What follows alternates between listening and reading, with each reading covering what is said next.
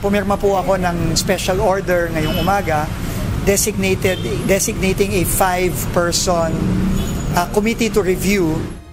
Naglabas ng special order ang Department of Transportation o DOTR ngayong araw. Laman nito ang kautusan para sa pagbuo ng isang komite na tututok sa review ng mga issue sa naging implementasyon ng Public Transport Modernization Program o PTMP.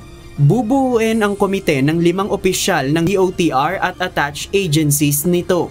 Kabilang ang Undersecretary for Road Transport and Non-Infrastructure, Undersecretary for Road Transport Infrastructure, Assistant Secretary for Road Transport and Non-Infrastructure, Chairperson ng Office of Transportation Cooperatives at Assistant Secretary ng Land Transportation Office o LTO.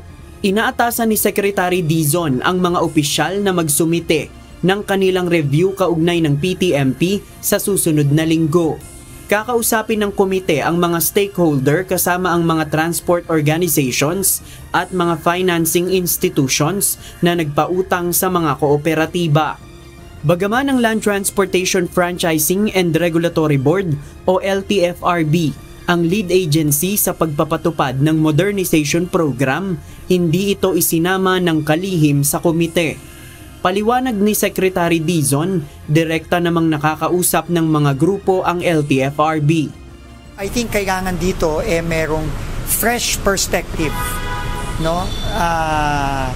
Para maintindihan ano ba ang mga problema, maintindihan ang mga pagkukulang, pero hindi naman ibig sabihin nun, hindi involve ang LTFRB dahil ang committee to ay makikipag-usap sa lahat ng mga stakeholders. Bukod dito, kailangan din anya na bago ang mga magre-review ng PTMP upang hindi maging bias ang magiging desisyon.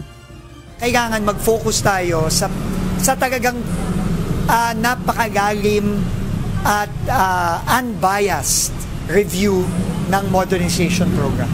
At magagawa lang natin to kung mga bagong tao at bagong mukha. Nag-agree ako kay Kamar Balbuena doon sa perspektibong yon, no? Kaya yun fresh eyes talaga. Kailangan bagong pananaw, bagong pagtingin ng programang to.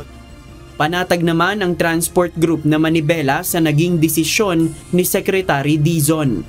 Yung memo na binabati ng ating secretary, at least wala na yung mga luma, wala na yung mga sinungaling, bagong set na ng mga technical working group ang kakaharapin natin at makakausap.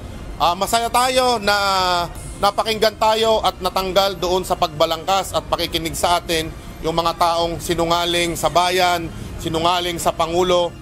Mula sa komiteng binuo, umaasa ang manibela na muling papayagan ang pagre-renew ng prangkisa o mapapalawig ng 2 taon ang provisional authority ng mga tradisyonal na jeep na hindi pumasok sa franchise consolidation. Ayon kay Mar Balbuena, maaari anyang magsilbing batayan ang magiging review ng komite kapag nagrekomenda ng mga pagbabago si Secretary Dizon kay Pangulong Bongbong Marcos Jr. na siya ring nag-anunsyo ng pagtatapos ng consolidation noong nakaraang taon.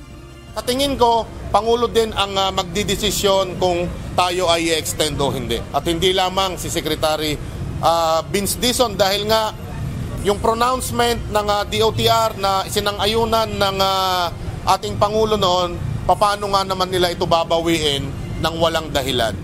JP Nunez, UNTV, News and Rescue. Diyos ang aming sandigan, serbisyo publiko ang aming pinahahalagahan.